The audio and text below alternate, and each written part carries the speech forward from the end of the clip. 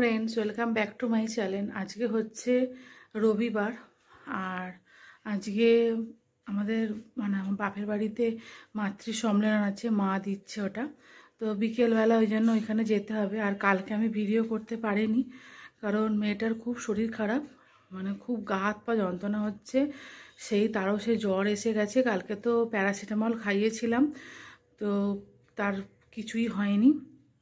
আজকেও সকালবেলা একটু গাটা গরম আছে, তো ওই জন্যে ডাক্তারখানায় নিয়ে যাচ্ছি। মেয়েটা ওখানে জামা প্যান্ট পরছে, পরে নিক, তারপরে নিয়ে যাব। আস্তে আস্তে হাঁটবে। ওর শরীরটাও দুর্বল হয়ে গেছে, পারছে না হাঁটতে। এসে রান্না করব। একটু ওর বাবা চিকেন এনে দিয়েছে, ওর জন্য স্ট্রু বানাবো। ওই স্ট্রুটা খাক, শরীরে তাহলে একটু জোর পাবে। আর দেখা যাক আর কি করি।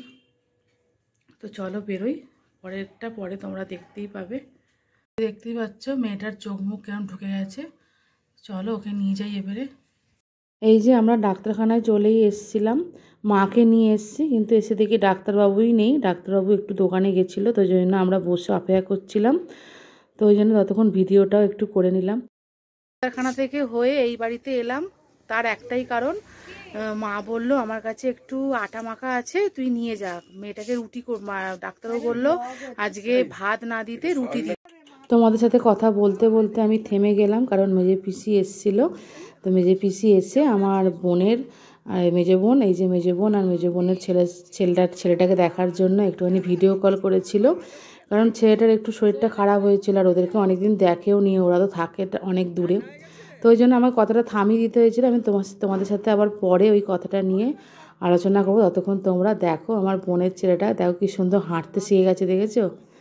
ও এক পা দুপা করে বেশ ভালোই হাঁটে।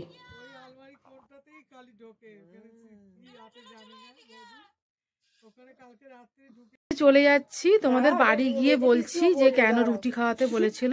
তখন তো ওই যে দেখতেই পেলে বোন ভিডিও কল করেছিল বলে ওই জন্য আর কথা বলতে পারিনি। তো চলো বাড়ি গিয়ে বলছি। বাড়িতে চলে এসছি, এখন ঘড়িতে বাজে 12:20। 12টার সময় চলে এসছিলাম। এসে ভাত বসালাম একদিকে, আর একদিকে একটুখানি চা কালকের ছিল একটু গরম করছি, আর একটু মুড়ি খাচ্ছি, খুব খিদে পাচ্ছে। আর ওখানে গিয়ে মেয়েটাকে খাইয়ে দিয়েছিলাম, ওই আমার পিসি ওকে একটু পরোটা দিয়েছিল, তরকারি দিয়েছিল, ওটা খাইয়ে ওখানেই একদম একটা ওষুধ খাইয়ে তারপরে এনেছি। ওর জন্য গরম জল বসিয়ে দিয়েছি, ওকে চান করাবো। আর আজকে ডাক্তারবাবু তোমাদের যেমনটা বলছিলাম, বলতে বলতে আমি থেমে গেলাম, ওকে আজকে ভাত দিতে বারণ করেছে, রুটি দিতে বলেছে। তো ওই জন্য মা বললো আমার কাছে আটা মাখা আছে, তো তুই একদম রুটি, আমি আটা মাখাটা নিয়ে যা, তুই রুটি করে নিবি, কারণ ও বেলায় ওদের ময়দা হবে। ওই জন্য বললো আটা মাখাটা নিয়ে চলে যা। কে আবার ডাকতে এসেছিলো, ওই জন্য ভিডিওটা পজ করতে হয়েছিল, একটা লোক এসেছিলো। তো যাই হোক, যেটা বলছিলাম, তো এবারে মেয়েটাকে চান করিয়ে দেবো, কারণ আবার 3:30-এর মধ্যে আমাকে বাড়ি থেকে বেরিয়ে যেতে হবে।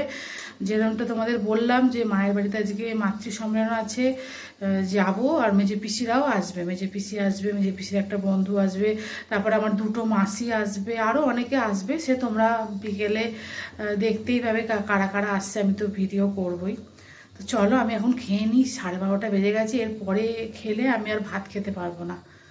এই যে এখানে ভাত বসিয়ে দিয়েছি, আর এখানে এই যে চাটা গরম করছি, আর এখানে এই যে মুড়ি নিয়ে নিয়েছি একটু। এই যে মা আটা মাখা পাঠিয়ে দিয়েছে, একটু রুটি করে দেবো।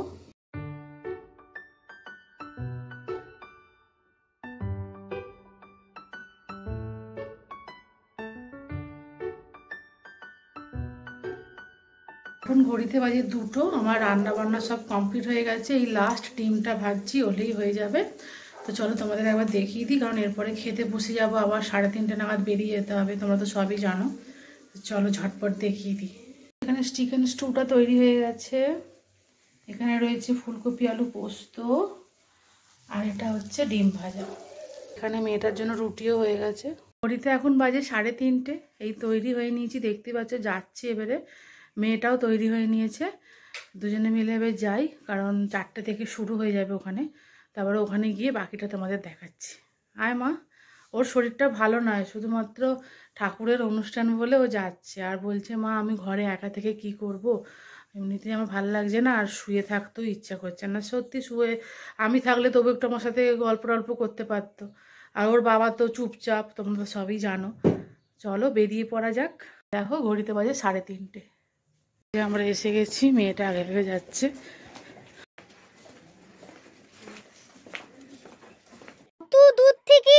দিলাম, আর ওর এখনো সাজ শেষ হলো নাই। দেখো এসে দেখি শুয়েছিল মহারানী ভিক্টোরিয়া। আর ওখানে বাবার যা কাজ করছে, বাবা সবসময় ঘর গুছিয়ে রাখে। আর এখানে আমাদের গুরুদেবকে তোমাদের দেখিয়ে দিই। দেখো বাবা কি সুন্দর সাজিয়েছে, গুছিয়ে রাখে, তুই ঘর নোংরা করে না। আচ্ছা আমি ঘর, বাবা তুই ঘর পরিষ্কার করি না? আমি আগে তুমি এর উত্তরটা দাও, ঘর পরিষ্কার করি? এই যে মেয়েটা এখানে বসে আছে, এই দাঁড়িয়ে আছে, কি বাবা ওটা দিদা হয় যা। এই যে কি মা দেখো আজকে এরকম লাল পেরে সাদা শাড়ি পরেছে, কি ভালো লাগছে। আর এটা হচ্ছে মায়ের ছোট কাকিমা, তাই তো? এই যে এবারে আমরা সব পুজোয় বসছি, পুজো এবার শুরু হবে। নিচে যেহেতু জায়গা ছিল না, তো ওই জন্য আমরা কজন বিছানায় বসেছিলাম। তো তোমরা এবার সবটা দেখো, আমি আর কিছু বলছি না। আর এটা হচ্ছে ওই যে মেজে পিসি গোপুকে নিয়ে এসেছে, গোপুকে আমাদের গুরুদেবের কাছে বসানো হচ্ছে, বসিয়ে তারপরে একবারে পুজো শুরু হবে। ওই 4:30 থেকে পুজো শুরু হয়েছিল, কারণ সবার আস্তে আস্তে টাইম লেগেছিলো। এবার শুরু হয়ে গেল। দেখো মা শাঁখ বাজাচ্ছে।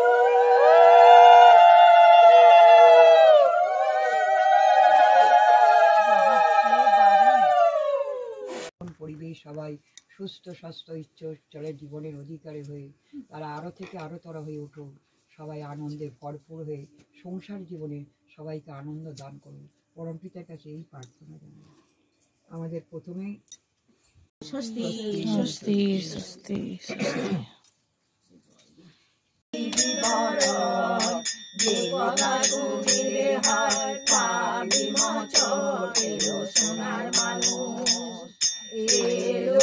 সোনার মানুষ মহাপুরুষ অনুকূল রায়, পাপি তাপি উদ্ধারিতে সোনার বাংলায়। গ্রাম হিমায়তপুরে পদ্মা তীরে জেলা পাবনায়, শিবচন্দ্র চক্রবর্তী অতি সদাশয় মাতা মনময়ী। মাতা সেবা গোপালো প্রতিবেশী সেবা করে বিশ্বপথে চলো রেখো আর্য সমাজ।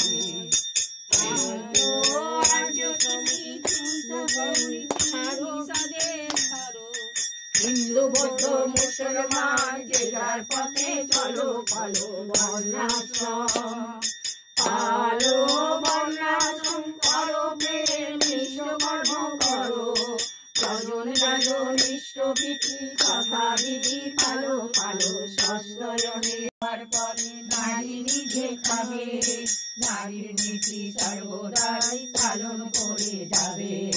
নারীর বৈশিষ্ট্য মাঝে অসগুণ আছে, একটি অভাবে নারী তো না জাগে। মানে যে রান্না করে যদি কোনো নারী, সদাচার বিনা রান্না জীবনেরও অরিত। অধিকীদের হাতে রান্না খাওয়া উচিত নয়, যাগ যোগ পূজা অর্চনায় ফল নাই। ধামবিহারে তিরোভাব ঘটে। নারীর বৈশিষ্ট্য 8টি গুণ: নিষ্ঠা, ধর্ম, শুশ্রূষা, সেবা, সাহায্য, সংরক্ষণ, প্রেরণা ও প্রযোজন। তুমি তোমাদের ওই বৈশিষ্ট্য কোনো কিছুকে ত্যাগ করিও না, ইহা হারাইলে তোমাদের আর কি রহিল। শ্রী শ্রী বড় মায়ের জীবনে ওই 8টি গুণ প্রকট হয়ে উঠেছিল। লক্ষ্য কাজের মধ্যে স্বামীর দিকে লক্ষ্য রাখতেন। একদিন পার্লারে শ্রী শ্রী ঠাকুর ভক্তবৃন্দের সাথে কথা বলতে বলতে কয়েকবার হাঁচি দেওয়ার শ্রী শ্রী বড় মা জামা পাঠালেন গায়ে দিতে, কারণ সর্দি সংসারে চলার চেষ্টা করিলে অবশ্যই সুখী হব। খুব সুন্দর পড়লো বইটা পড়া হয়েছে। মুখেতে বলো যে রাধে রাধে, ওই নামেতে জগতে যেখানে তোমার নাম। আমাদের পুজো সব শেষ হয়ে গেছে। এবারে এরা বসে একটুখানি গল্প করছে। এবারে গুরুদেবের প্রসাদ দেওয়া হবে সবার হাতে। তারপরে সবাইকে আগে ফার্স্টে চা দেওয়া হয়েছিল, চা বিস্কুট দেওয়ার পরে সবার হাতে প্রসাদ, যেই বাবা প্রসাদের ব্যবস্থা করেছিল, একটা করে গজা আর একটা করে খাস্তা কচুরি, ওইগুলো সবার হাতে তুলে দেওয়া হয়েছিল।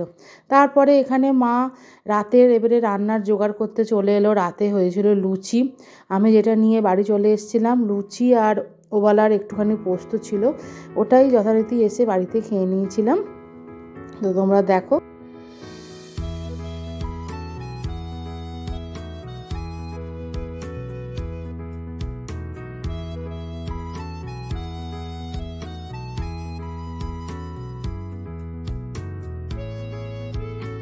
যে আমি চলে যাচ্ছি এবারে 7:45 ঘড়িতে বাজে, কারণ বেশি আর রাত করব না। মেয়েটার এমনিতেই ঠান্ডা লেগে গেছে, ওই জন্য আর বেশি রাত করছি না। এই যে মা এখানে লুচি করেছিল, দিয়ে দিয়েছে, চলো বাড়ি যাওয়া যাক। এখানে লুচি করছে, আমাকে দিয়ে দিয়েছে। মা আসছি। হ্যাঁ, আর এখানে পিসি রাতে রান্না করছে। কি করছো গো? বাঁধাকপি করছি, বাঁধাকপির তরকারি করবো। ও, এখন করবে? এখন করবো, বসাবো। আচ্ছা, রুটি হয়ে গেছে? রুটি করবো, আচ্ছা 4টে রুটি। আচ্ছা, আসছি। এসো। বাড়িতে এসে সবার জন্য একটু চা বানালাম। তো চলো, আজকের ভিডিওটা আমি এখানেই শেষ করছি। রাতে তো তোমরা দেখলেই লুচি নিয়ে চলে এলাম, ওটাই খাবো। টাটা।